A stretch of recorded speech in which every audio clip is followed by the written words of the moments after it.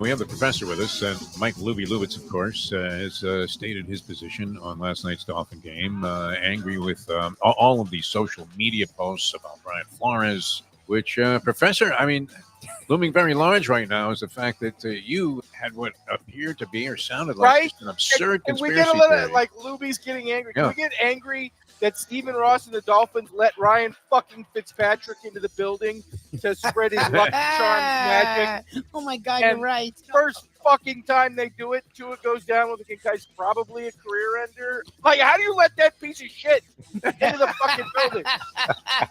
Good for you, Ken. I didn't even think about that. The fucking cops arrest Tyreek Hill, but you let Ryan Fitzpatrick run around the city. Do your fucking job, Miami Baby. The minute that fucking Lucky Charms motherfucker showed up in the city, he should have been thrown in fucking prison. Like, the man spent 2 years along with Flores trying to kill Tua. And the first time he shows up, what happens? The time. Wake up with Defo, joined by Lubie. Welcome to the Defo Show.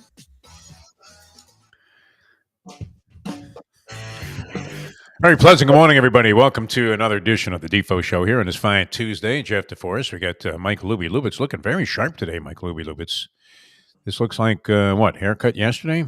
Is that what accounts for your Friday. very neat appearance? Got a haircut Friday. You look great. I mean, you really do. Appreciate I it. saw you yesterday, so if this happened Friday, I I don't know where you were yesterday. Unbelievable. All right, good to be with you. We always have this debate in sports, do we not, Lubie? Mm-hmm.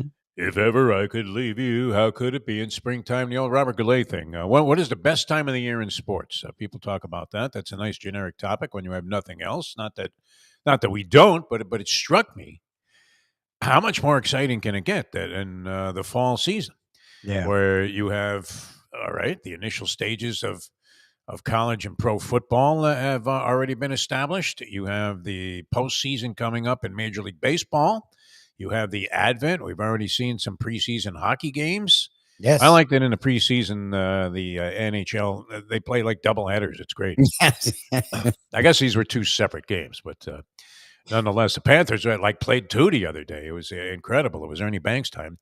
And, of course, the NBA, which you really haven't been mentioning too much, Lubie. I'm very surprised at you. You haven't dove, both feet in with the NBA yet. But that's right around the corner as well. So I don't know how you could top this in terms of excitement with all the different things that are going on, including you have a chance tonight. Now, big series in Major League Baseball.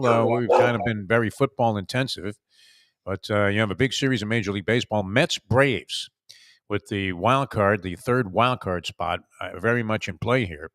The Mets need to win 2 of 3 from the Braves to clinch the wild card spot. If they can win 2 of 3 in this series, then they do it. If they can't, they would have to clinch over the weekend, or try to, with the 3-game series they end up the season with in Milwaukee. Now, Milwaukee is in a situation where they've already clinched their division, so they're in the spot where they so-called have nothing to play for outside of just keeping everybody sharp, not getting anybody hurt. So that may be very advantageous for the Mets, but I'm sure the Mets would like to do it head-to-head and eliminate the Braves. So that'll be big. There'll be a big spotlight on that. And then the Yankees, who saw the Orioles do a little bit of a fade at the wrong time. Will I see you in September? Orioles, who battled all the way through the season for the most part with the Yankees for the top spot in the American League East. Orioles, a surprise team from a year ago, won the American League East. And I don't know that the expectations, just going back over the so-called narrative before the season started, even with Juan Soto coming to the Yankees, I'm not sure, had they known that Garrett Cole was going to be almost, out for half a season. Not sure that people thought that they were necessarily any cinch to win the American League East, but they can do that, and they go head-to-head with the Orioles now, and they can do that with 1 win over the Orioles. Wow. In fact, their magic number, I believe, is 1. 1 win and 1 Orioles loss, and they clinch the American League East. So all of the detractors of Cashman and Boone, are they silenced if the team wins the American League East, or do they have to go on and win a championship Otherwise, the conversation begins again about, hey, how the hell do these guys keep their job? But that's happening. I mean, that's very exciting. I know that came out of the New York papers. The Phillies clinched the National League East last night. And then also in play, and this is exciting for me, but I really don't want to see this happen, although it looks like it is a cinch. And that is the Chicago White Sox to eclipse my 1962 New York Mets for having the worst record in baseball history. They've already lost as many games as the Mets. They would have to win out. I believe they're 36 and 120, something like that. They would have to win out to avoid having the worst record in Major League Baseball history. Oh, geez. Which I don't know. I mean, may go back into the 1800s where somebody was worse. Yeah. I don't think they played that many games. Or like the modern day, I think they say. It would have to be what would be considered modern day after 1900? The 60s on. Yeah, I think like 50s. 60s. That's 125 years ago, 1900. Yeah, I don't think they go back there. I think like the 50s. I don't know, 40s, 50s. Like they start from that era on, I think. Really? I think it goes back further. When you talk modern day baseball, I mean, we'd have to get an expert on such things like Jim Sarney to weigh in on this. When they talk modern day baseball, what begins the modern day? Not sure. But anyway, all that's in play. And then, of course, you had 2 Monday Night Football games last night. Some interesting stats for the degenerate out of this weekend's action, including last night's games, coming from our good friend Sheldon G., of course, which he posted publicly on his social media page there on Facebook.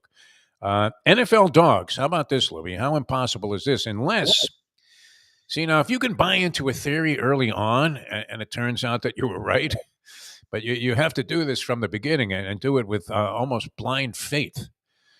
NFL underdogs of 5.5 points or more.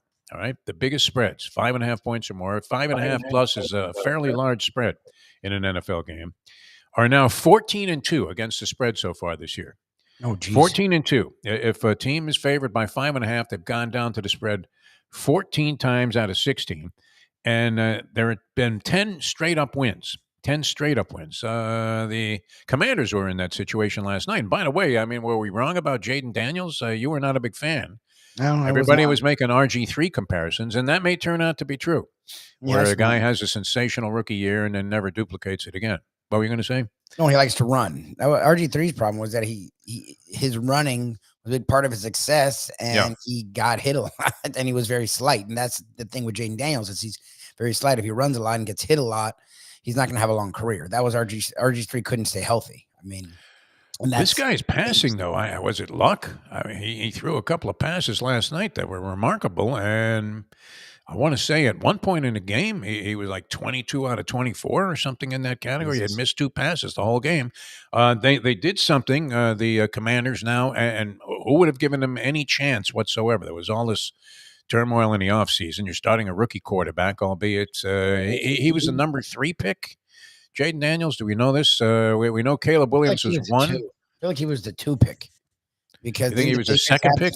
I think the Patriots had the 3rd pick. The Patriots took Drake May. Okay, yeah. It would make sense that he would have gotten consideration over Drake May as a professional quarterback, although Drake May coming out of college looked like more of the prototype, Lubie. Yes. What are we talking about today, though, as the prototype? Is the prototype this guy, the kind of guy that can make these circus plays and run around? Because then where does that leave Josh Allen, who was on fire last night? Yeah, Daniels was a 2nd pick. Second pick, okay. No wonder I couldn't figure out who was number 2. He was number 2. It was him, yeah. I'm looking going, wait a minute, man. They picked 2 guys before this guy. He looks fucking great. Yes. But there were concerns about his style of play and whether or not it would hold up in the National Football League over the long term.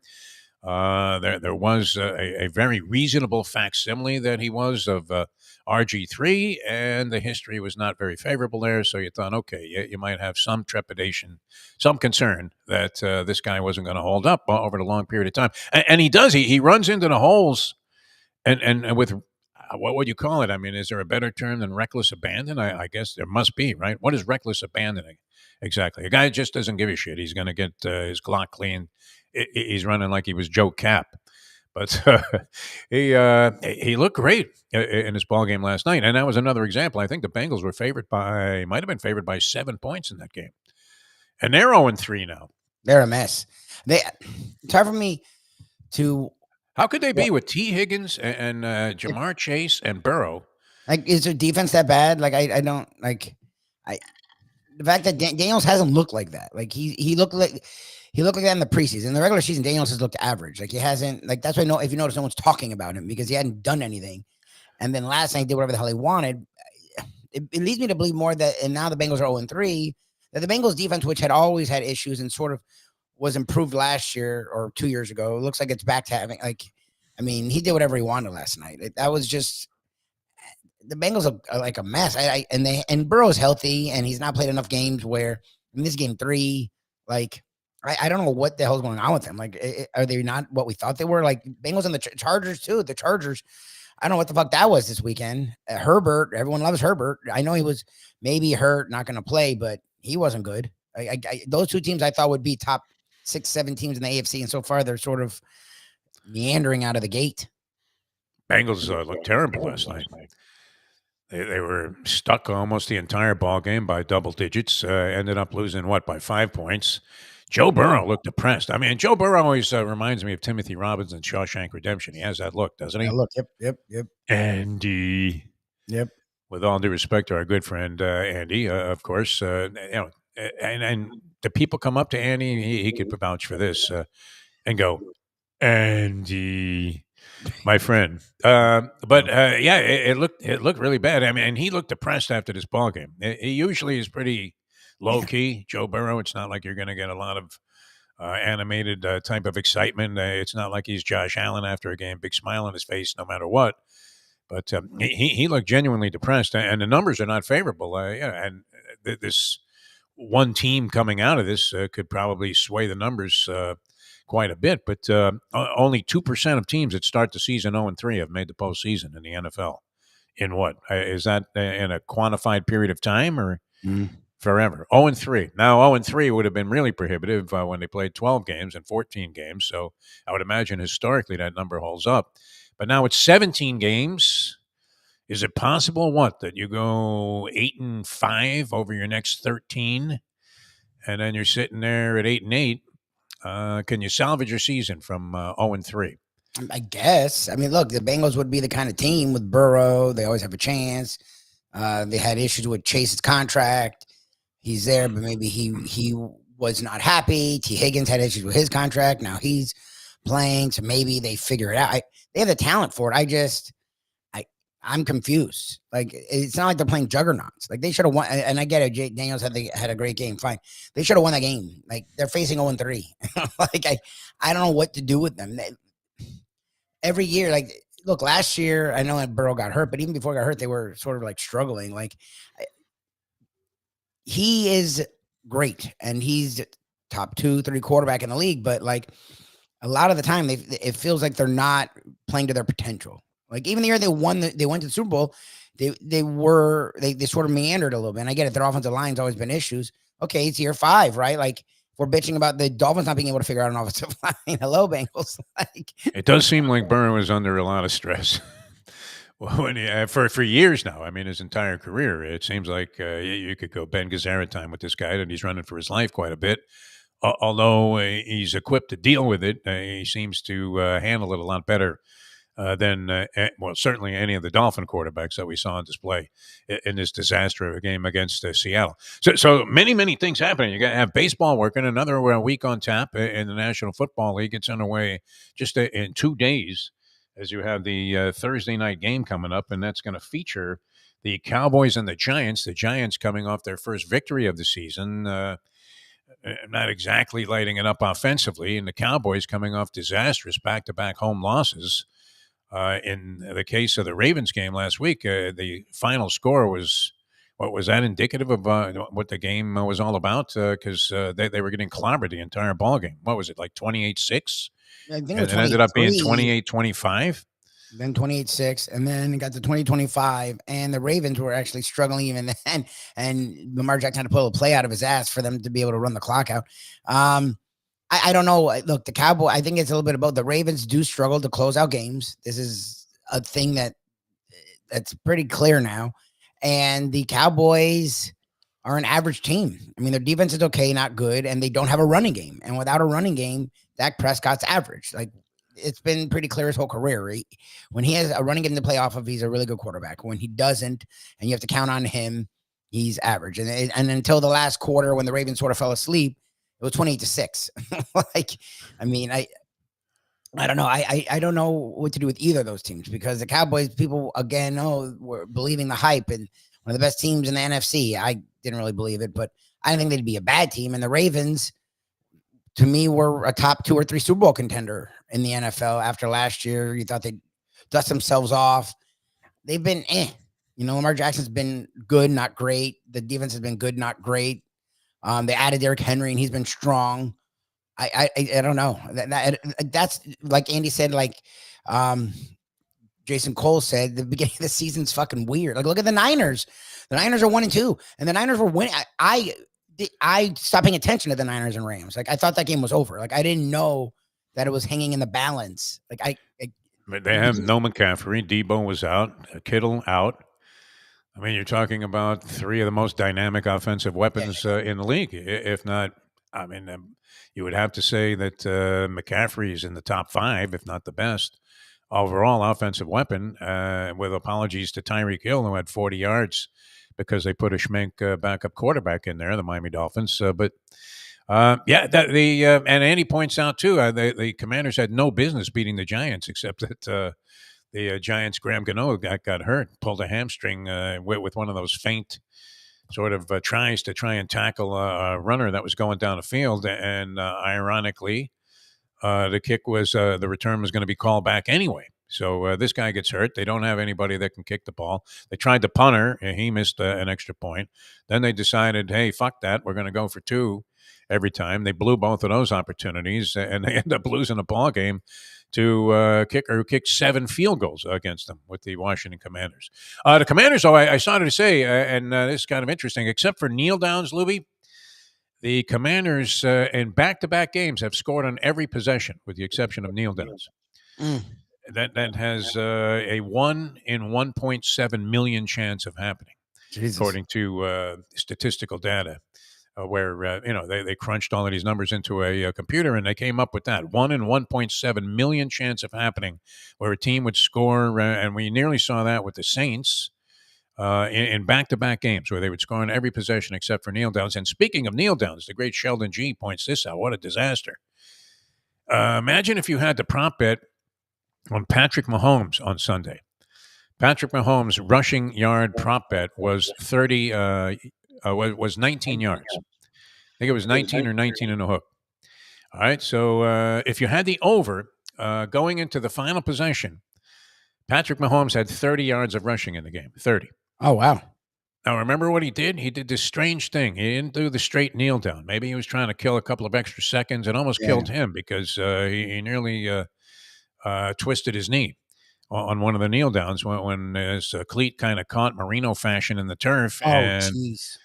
Yeah, he nearly hurt himself. But what he did was he dropped back like 4 or 5 yards and then took the knee. Oh, no, he could have fucked the bet.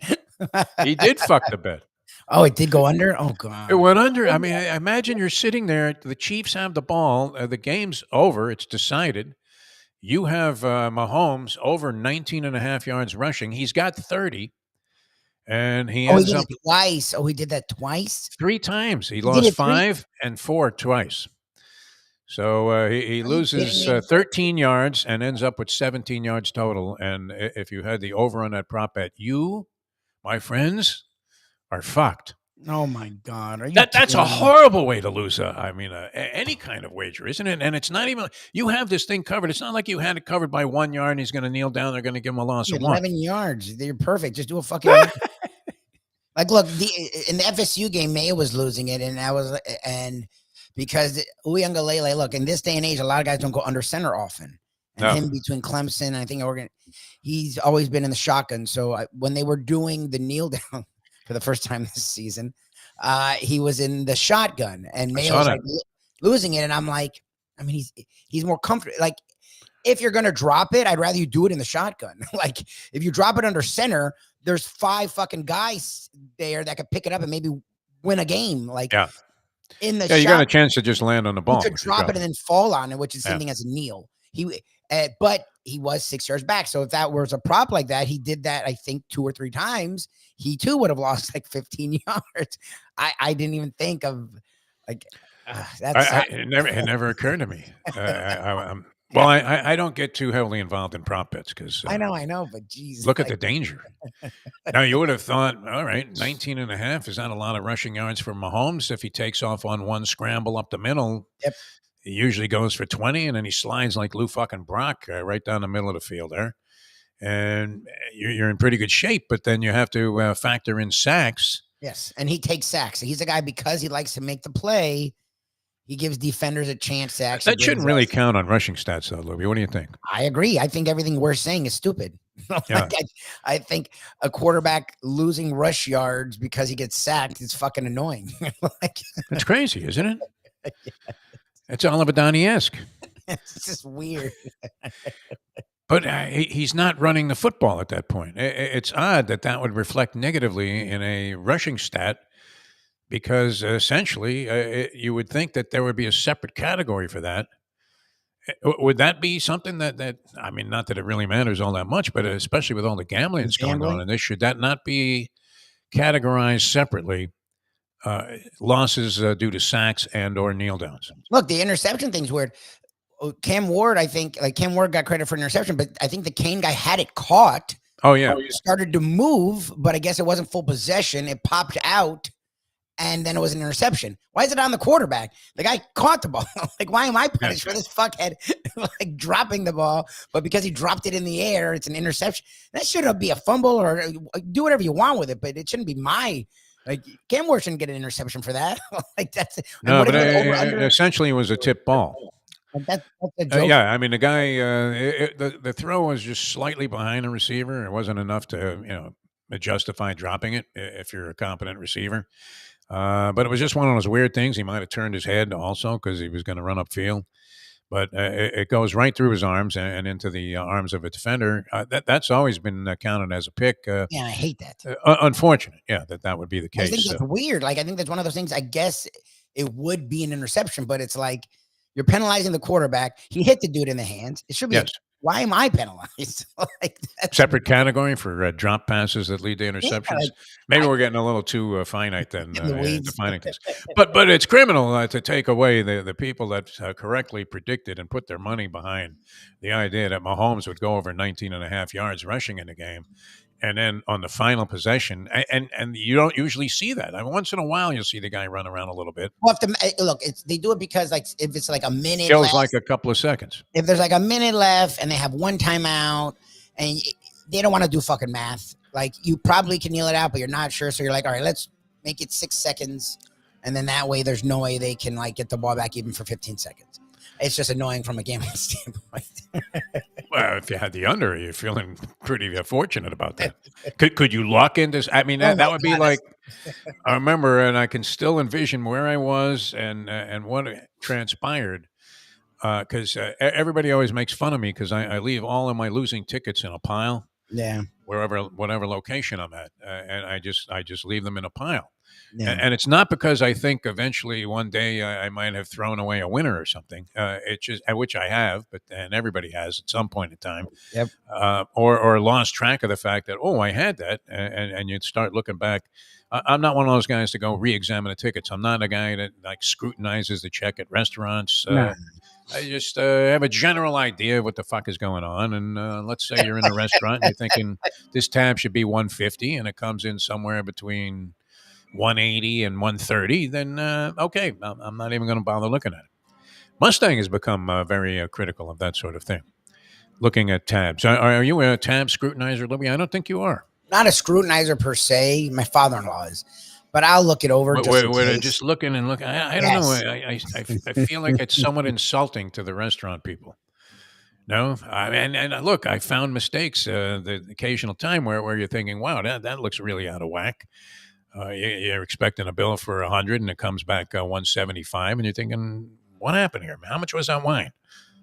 Did you have to order a second glass? You couldn't stop drinking. I look it over, but I don't know if I ever. Actually, what do you mean? We talked about it. I got jobbed at the place that time because I barely look at.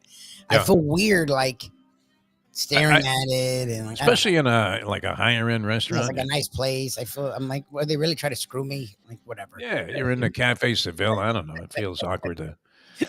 I don't What know about about the this? second pitcher of sangria. Well, you drank it. I feel like a let's eat person. Oh yeah. I forgot you came back. Look, there's a salad. What is this salad? It's like if they get I fucking got salad. two sides for nothing. Not one necessarily, to scrutinize things like that. But Yeah, I agree with you. yeah, I mean, it has to be that has to be the most frustrating thing, and I believe that shouldn't count against rushing yardage. I I really agree do. with you. I mean, I guess he is moving backwards. You have to count it as something, but why not create a second category? Yards lost due to sack. Yards Why- lost due to sacks or whatever. Yeah, why is that? I don't know. Whatever. Look, it wouldn't matter either way. But if you're gonna have, that's the thing. If you're gonna have prop bets be as big as they are, they're actually the thing. Like all these gambling entities are. Maybe it's time to press- clarify this stuff. Like you're Exactly. saying. Maybe it's time to change how we do stats. If you're going to have people lose, the guy, I would have left already. Like I wouldn't have been watching the game anymore. Even if you had Can that you bet, imagine you find out you lost? and then you're going home. You're like 16. You're like, Axel Freed time, right? you're like, he had 31. I'm like, the game was over. Like, how did he lose 13 yards? Like, Yeah, I mean, Axel Freed, of course, the classic character James Caan played in the original version of The Gambler, and he's assured himself that he has a big score coming from his bookmaker when he gets home from Las Vegas, this trip that he took with Lauren Hutton. And he comes back, and they're knocking on his door, ready to break his legs, saying, "Hey, where's the money?" He says, "Well, what are you talking about? You owe me." He goes, "They don't pay off at halftime, Axel." He ended up losing both of them. They do pay off at halftime you now. have.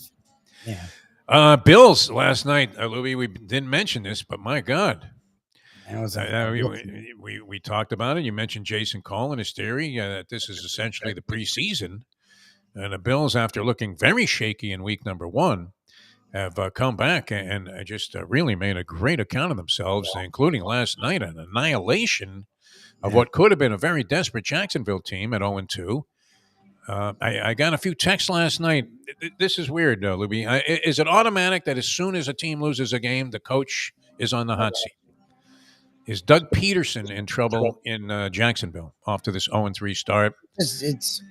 It's 2 years in a row of them, because remember 2 years ago they did the opposite, right? He came in and saved the day, cleaning up from the Urban Meyer disaster, possibly the worst coaching tenure in NFL history. And again, we referenced Rich Kotite, and we had Joe Philbin here, and we had Cam Cameron here. There's lots of bad coaching tenures, but like he in his first season, right? His first season, like didn't even make it. Like, did he make it even halfway through the first season? Urban Meyer? No. He like a couple of games in, he was kicking it was like a disaster. The place kicker in the balls. Up, and they literally were supposed to just be bad, and they go to the playoffs. And then remember, they come back from 24 down versus Chargers. Yeah. I think they made it to the AFC Championship, and they actually pushed. Trevor Lawrence was looking great, even with that stupid haircut. They pushed the Chiefs that year. So it was like, okay, they're on the come up. But then last year, I think they were 9-8, but they didn't make the playoffs. And so this year is like, all right, they paid Trevor Lawrence. Let's see what's going on. And they're now, and the Dolphins, they had that game in the bag. If Etienne can just fall forward and not fumble. Yep. Instead, they lose that game. And then versus the Bills, I mean, that was like you said there was 2 games. I'm like, there wasn't 2 games. There was 1 game. It made it a little easier to choose which one would create more excitement in your provide for your viewing pleasure last night. Although it was interesting to see how good the Bills looked. Because could it be that there is some addition by subtraction? Is it possible? We all made a big deal about the departure of Stephon Diggs. Well, in their defense, they lost he 3 always, or 4 well, but he had always seemed to have some kind of acrimony going between him and Josh Allen. And Allen, I thought, handled all of that stuff like a champ. Really did. From what we know, Allen, it was never on Allen. We've seen him in interviews, and it's annoying because you're not wrong. He's actually a nice guy. I'm very impressed with Josh Allen. Which sucks because I hate them and I can't stand him as a player, but he's actually a good dude. Like Tua, he literally was hugging him and wishing him well. And even after they won that annoying game where they annihilated the Dolphins, the only thing he kept talking about was Tua and his health. And it was like, This guy should be on every commercial. I mean, fuck the Kelseys. We're all sick of them at this point. I like the Kelseys, but I get what you I had much more of an affinity for the Kelseys before they just completely saturated the market with Kelsey commercials. I agree. I mean, the Mannings, it's one thing. Peyton Manning is actually very good in these commercials, even though I'm not sure they hammer home the message. But because they spent a lot of time establishing the QT aspect of the commercial. I mean, of a 30-second spot, 25 seconds is some kind of, play with Manning painting pictures and this and that and the other thing. And I'm like, it leaves you like a lot of Super Bowl commercials. And you're thinking to yourself, well, that was interesting, but what the fuck was that for? Wouldn't that be the key thing if you were in advertising, to have people have some recollection of what the product was or the service? I know exactly the commercial, and I don't know what it's for. It was like those McConaughey commercials, where he was driving the car off the cliff. That was unbelievable.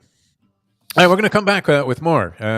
We managed to work our way through about half of the show and not really mention what needs to be done to fix the Miami Dolphins. And I'm happy about that. Yeah. I mean, but I did want to pay tribute to some of my 62 Mets because they're about to lose their distinction as the worst team in Major League Baseball modern history. How about these names, Lubie? Pitching staff, Galen Cisco. You had Roger Craig, Jay Hook, Clem Labine. You ever hear of Clem Labine? That was a classic, hillbilly country boy name. It wasn't it? Hey, who's pitching for you tonight? We got Clem Labine on the mound. Clem Labine. And I think he was that guy, too. He was like some big country dude. My name's Clem. Clem Labine. I mean, that sort of does it for you. Yeah, Choo Choo, of course. Choo Choo Coleman, my all-time favorites. Harry Cheedy, who, and Andy, he might be a little too young to have had this circumstance. Sarney might have had this if he was a baseball card collector. Anybody in their 70s. I would say I had over 100 Harry Cheedy cards. Oh, God. Harry Cheedy, who I believe may have played for both expansion teams in the same year. Is that possible? Somebody would have to look that up. That's a good one. Because I recall him being on the Houston Colt 45s, which was the original name of the Astros. And, of course, with deference to gun safety and Marco Rubio, they changed the name to the Astros. Which Marco Rubio. Fucking asshole. Is Rick Scott in jeopardy of losing his Senate? Yes, he's. That's actually the good word, because the way it was being described a month ago was, it's there's a chance. Now he's in. I mean, it's like I think it's a 1 point difference, and I think Microsoft Powell has all the steam, including financial. Like, she's getting a lot of money coming her way. Yes, 100%. He not only has a chance, it's starting to lean the other way. And I just got to keep it. Is Florida somehow waking up and not blinded by the sun anymore? Blinded by the light. I mean, Ron DeSantis has been a disaster. Like, these last 2 years, he sort of just skated because when COVID happened, he just said, screw life. We're going to stay open. And for the first year was great for Florida. I just was. He's such an obnoxious prick. And what's funny is when he first came on the scene, I thought, well, you know what? As much as I think this guy, should be carrying a copy of Mein Kampf, he seemed to actually do a couple of decent things in the very beginning. He came across as somebody that you might be able to at least say, okay, it's not the end of the world. Yeah, but that quickly changed. Yes, because the COVID stuff caught up. Everyone opened up, and he just looked like a jerk off. And the things he did with insurance, there was no reason for. Our insurance was fine. We didn't have an insurance issue until him. And literally, he just went all in with. He's driving people out of the state. Yeah, pay me directly. You two companies will let you work, and we'll drive everyone out. So we'll drive the money. Like, we're the highest insurance in the country. Like, New York is like half of what like our good rates now are higher than, like, it's not even, it's literally. No, it's ridiculous, man. And it's 100% on him. Like, it's not like you can blame, and it's not a nationwide thing. It's Florida. It's a Florida thing, 100% because of DeSantis, and it's commercial and it's residential. And it's the kind of thing where you can't ignore it. And it's people of all class, all ages, all backgrounds. So it's like, and there's other things too I mean, all the social stuff he's gone so far right that even religious kooks are like, dude, what the fuck are you talking? Like, we can teach about slavery. That part's insane. I mean, so like all that stuff. I mean, here we are in 2020, nearly 25, Louis. And you had, I mean, a much more wide open approach to education when I was going to school in the fucking 50s. Can you imagine? I mean, in New York City, even in the public schools, as much of a disgrace as some people would say that they might have been in some aspects, you know what? The education that you got there was actually pretty solid. Yes, it's a great education. And open-minded, kind of liberal approach to things. I mean, there was still a lot of bullshit, but nonetheless. But this guy, I mean, he's something else. DeSantis and Scott are like hardcore on the anti-choice, like hardcore. Like they want to go as far till the hunt as you can with that. And again, even in a state like Florida, that's the one thing where women are like, yeah, but like if I have no woman could possibly embrace it. Yeah, I don't want to die from a miscarriage. I'm like, that's weird. It's fucking ridiculous. All of this stuff. I mean, we have the medicine. Let's do it. So that's those insurance and that have really screwed DeSantis and Scott. Separation of religion and state. Yes, it's very important. But we need Mayo to go back to his investigative reporting days and start looking up some of the details and unveiling them of the deal that he made with the Hard Rock and the Seminole tribe for the gambling exclusivity. I would love to see the numbers on that. That I would imagine were very favorable for DeSantis, and Rick Scott might have even gotten a piece. I don't want to make a bunch of unfounded assertions here. That seems to be very popular today. All right, no, we're going to get out of here. It's like 6 weeks exactly to Election Day. I can't wait for this to be over, but wow, there really is a lot riding on this fucking thing. Mukasel Powell, is that her name? Mukasel Powell? Debbie Mukasel Powell. Yes, Mukasel. Has a legit chance. And what's great is now in Texas, the scumbag is losing. She's coming out of nowhere. I mean, sort of. I remember her running a campaign for what? State representative? I don't know her at all, but she's dating a lot of House of Representatives. I think she's like Hispanic and white. Because when she talks, she sounds straight like she's from Miami. Saw her in an interview the other day with. Her name's a white. I think she was on CNN. Yeah. I don't know. Like I think like she's really rallying people. And then this Allred in Texas is great. Like Ted Cruz is like scrambling. Like he's losing. He's now losing. Yeah. It's amazing. I got a text from the Ted Cruz campaign. I immediately shot back. I wouldn't vote for this asshole for anything. In fact, I'm going to throw $1 in the street rather than give it to this guy. And lose my number. All right, we're coming back with more in a moment. Jeff DeForest, we got Michael Lubitz. Happy to have you guys on board. And we'll be back with more in a moment. Now that. The time. It's 8:41. Champions, the outstanding simulcasting room at beautiful Hialeah Park. Yes, the grand old lady of thoroughbred racing has never been more vibrant, and you can wager on the races from the top tracks around the country while enjoying a cocktail at the Brass Rail Bar or any of the fine food served throughout the facility.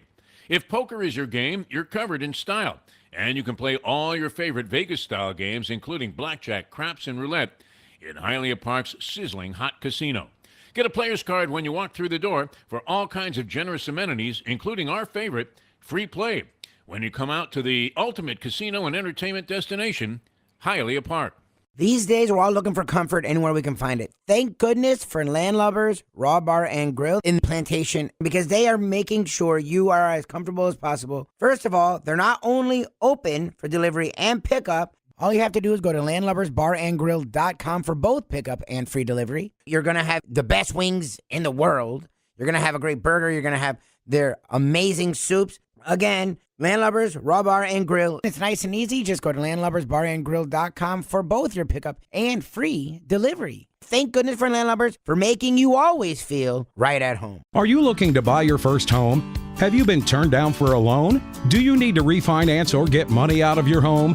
Call Michael Kodsey, CEO of Choice Mortgage. He's been helping the South Florida community get mortgages for 30 years. Hi, this is Michael Kodsey, CEO of Choice Mortgage. We have the most competitive fixed rates in the market. Call me 24/7, 561-441-2730. And remember, I don't just work banking hours. To make the right choice for your home, call Choice Mortgage today. This comes from the great Defo Llama. It's the bets you don't make, the chances you don't take that can compromise an otherwise incredible life, my friend. The only way to get your morning started is with Defo, joined by Lubie, right here on the Defo Show. All right, my memory is too foggy. Harry Cheedy never played for the Houston Colt 45. Fuck, Lubie, that's a bad one. I swear to God, right. I can envision the baseball card with Cheedy. He did play for the 62 Mets and an assortment of other teams. He was especially known for his defensive ability to handle the knuckleball. That was his claim to fame, Harry Cheedy. But I probably had 100 Harry Cheedy cards. And it wasn't uncommon when you were flipping baseball cards. That wasn't something that you ever really engaged in, was it, Lubie? Was that already passe by the time you were collecting baseball cards, if you collected them? No, I was big into baseball, basketball, and football. Did you buy cards or collect them? I did it all. It was my grandfather was in sales, and I guess he did something with Tops. I don't know, but he would get like every month he would get like. Oh, did he get the whole set before the season? Box? No, his set would be great. He didn't get that. Wow. But he would get like a box with different packs of baseball cards. So that was a go-to for me for baseball. And I would buy football and basketball cards. Like I was big into cards. My mom saw that. Unlike you people who put it in your spokes and threw away fucking. Well, you would have never envisioned these were going to be of any value. And what was weird was I had a friend when I lived in Brooklyn. I had a friend whose mother worked for Tops. Oh God! And this guy, she used to bring home the complete set. Oh my God! In the box. I'm figuring this guy probably saved them, and that they were worth. I mean, that's millions. Could be millions of dollars if you had the complete sets untouched in the box, going back to the 50s. Can you imagine? Are you fucking kidding me? Holy shit! What a gold mine. Yeah, we were flipping them though, and it wasn't uncommon for an entire pot to be comprised of Harry Cheedy cards.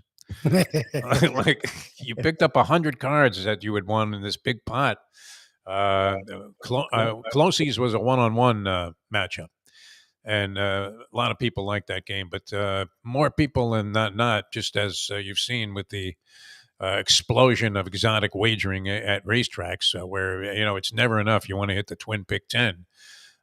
You naturally wanted to play games that had more of a stake. And yeah, so Topsies was one, and Leaners was the other, Lubie. In Leaners, you set up a bunch of cards leaning against the wall, and whoever knocked down the last one got the whole pot.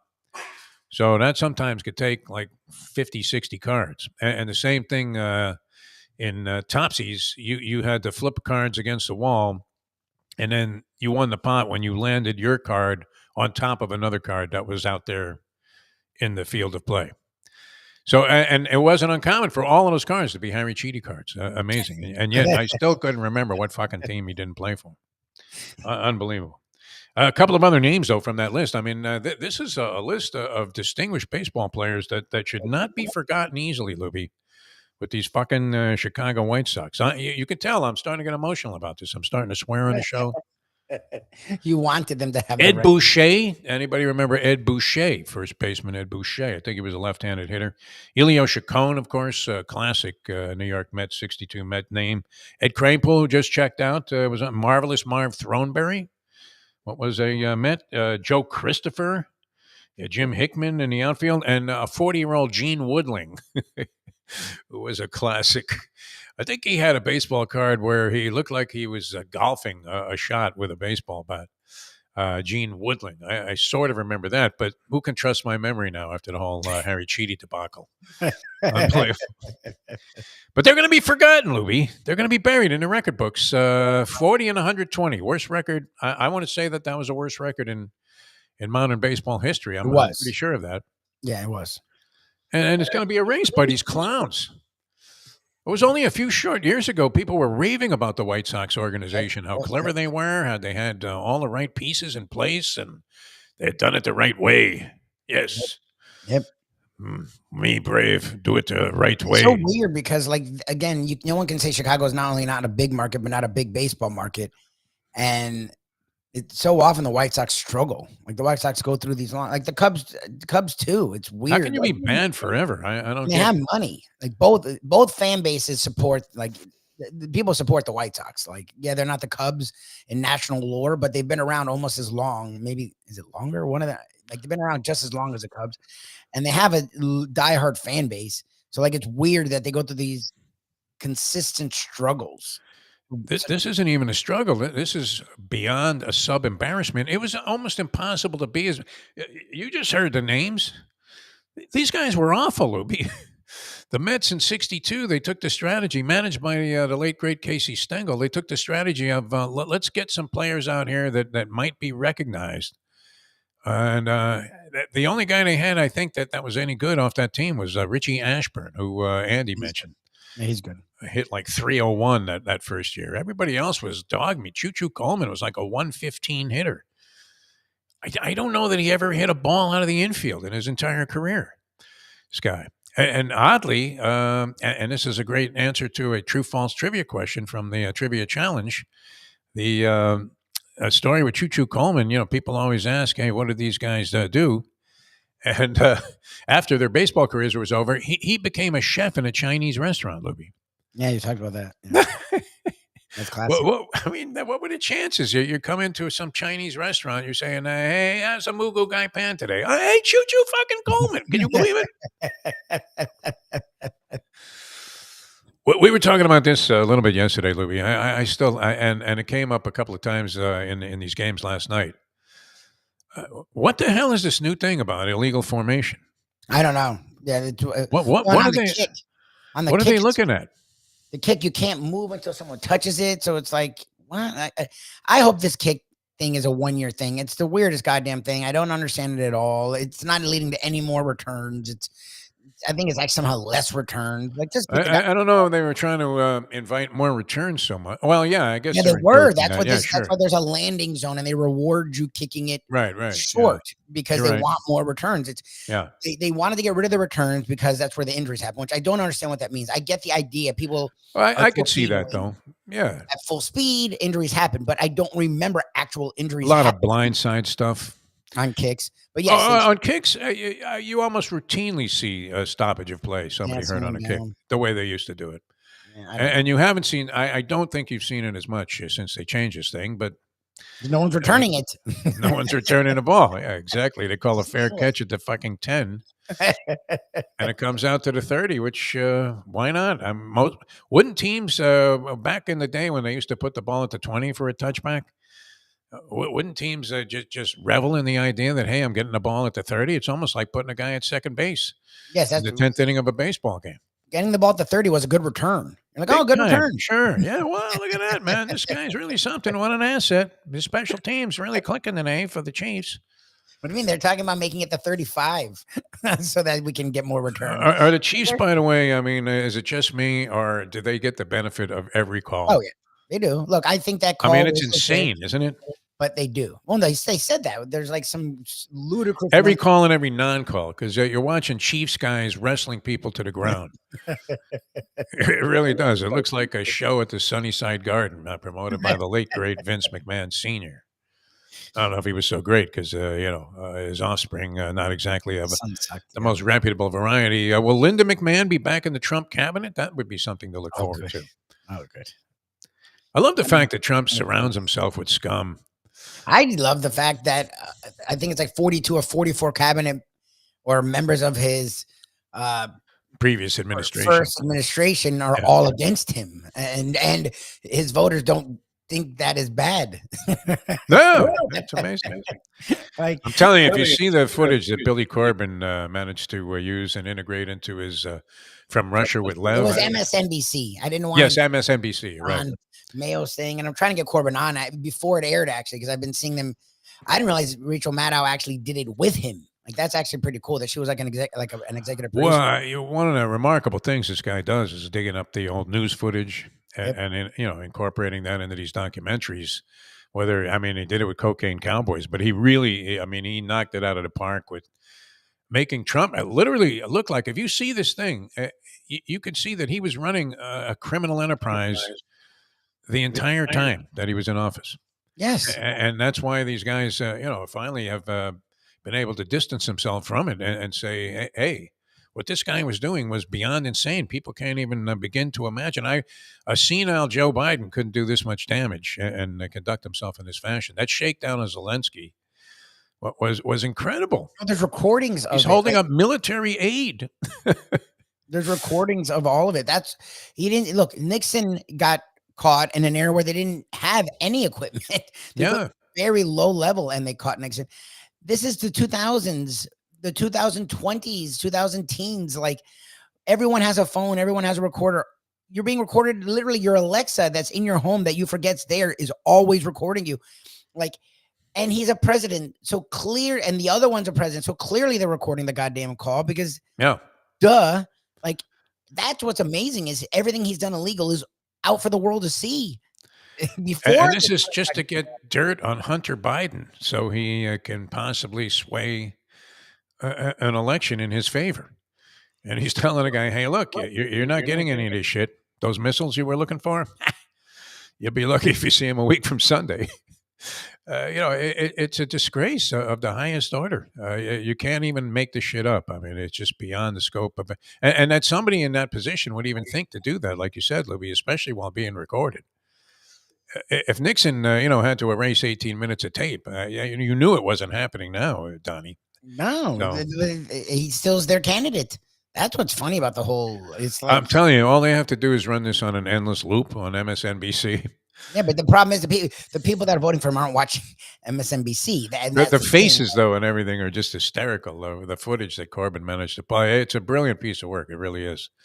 And the guy, Lev Parnas, comes off as somebody that, I don't know. I mean, unless he's the greatest actor I've ever seen, he sincerely regretted all of the shit that he was doing for Trump, only to realize that when the time came, you were talking about, the old thing where Lee Harvey Oswald is saying, I'm a stool pigeon. No, not a stool pigeon. I'm a patsy, right?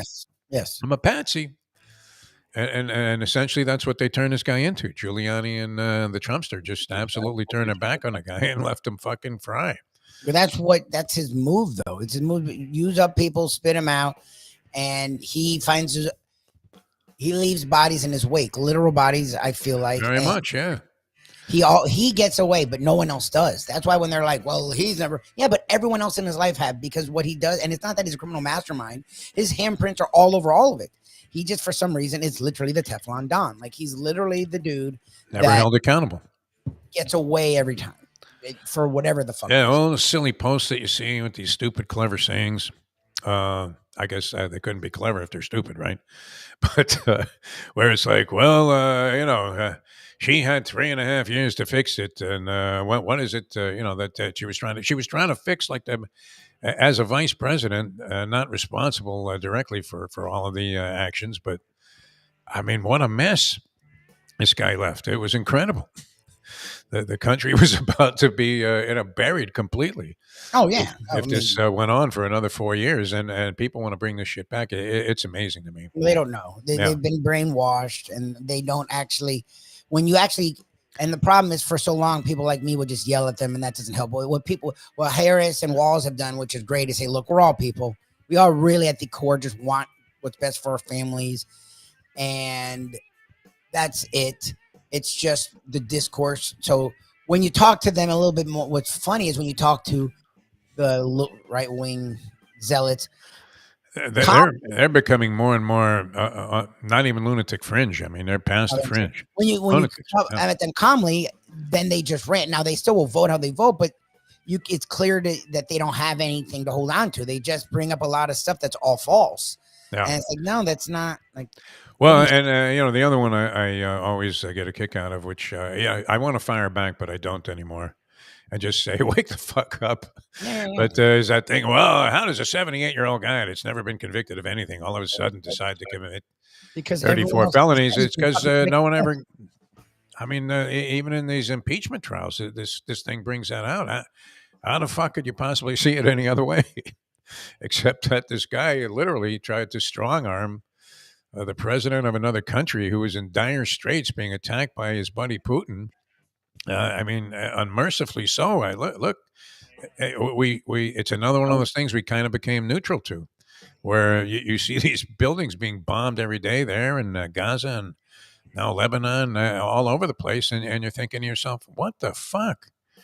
But in the Ukraine, completely without any rationale to it, except that Putin was going to try and take over his territory there, and maybe eventually spread that out. But to hold up the military aid because you wanted dirt on Hunter Biden, you have to be kidding me. And to present that to somebody at that level is a move of an insane person, is it not, Libby? I mean, you would have to conclude that the guy was already out of his mind going back to when was that, like 2019, somewhere in there. Yeah, unbelievable. Yep. All right. And by the way, Donnie, if you could end the war today between Ukraine and Russia, just do it, and I'll vote for you. Yeah, right. Okay? Call those guys. Tell them what you think.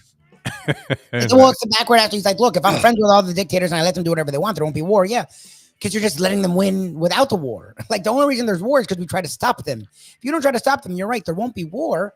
We just won't exist as a fucking nation, and they'll rule the world. Like, it's such a backward ass logic. It's like, well, they will. Yeah, you're right. You would have handed them the Ukraine. Yeah, you're the one who had to invade it. You stupid ass. The world is frightening enough at this point, without adding to I think we're this. fine. I think I don't know, man. So This is like betting favorites in the NFL with point spreads of 5.5 or more, and you're thinking, wow, this is a mismatch. 5.5 is nothing. They'll win by 3 touchdowns, and they go out and lose outright. All right, a lot of fun being with you today. We got a little into the darkness of the politics and the political scene. It really is getting very tiring, though, Libby. Is it not? I mean, I wish the election was today. That would satisfy. They're already early voting in Virginia, yeah, which is actually interesting. We don't, obviously, because they don't want us to vote, period, in the state, but we don't vote till the end of October. But they're already early voting, in-person early voting in states in this country, which is crazy. All right. Yeah, I'm surprised Ron DeSantis allowed this to go on at all. He tried to get out of it, believe me. They wanted just one day all in person. That's what they've talked about. How is this guy still in fucking office? Amazing, because he just got fucking elected. But thank God he's by a landslide. That's why it would be amazing to see Rick Scott go down. It really was. I was shocked when I saw that this race was even remotely close. I just assumed we were going to be under this kind of fascist leadership for the rest of the time we were here. Enough incentive to maybe say, you know what, Melbourne isn't far enough north. No, Melbourne, you're getting closer to the problem. Oh, at least here, you can say how you feel, and people won't look at you like you're an asshole. Well, why don't you bring that up at the Brevard County Commission meeting? I mean, Melbourne's still you're in decent territory, but you move another hour north. No, that's it, man. You're getting in the good. Your neighbor's Clem Lamine. All right, we're going to get out of here. Thanks for being with us. We will be in Boca Raton, right? Is that on Military Trail? The one, Prezzo's Military Trail? Prezzo Boca Raton. Very good. We'll be up there later on, 1 o'clock today. Mike Mayo's Lunchbox. For Mike Lubie Lubitz, I'm Jeff DeForest. Thanks for tuning in. We'll see you next time as we leave you now that. The chat line went down. Was Sarni complaining? Not enough WNBA postseason talk? I don't know. I didn't see Sarni. We were talking politics. Can Caitlin Clark carry the Fever into the second round, Lubie, after they were dog meat last year? Unbelievable. All right. See you next time as we leave you know that. It's 9:02. Let's go to eat a damn snack. Look what they done to my show.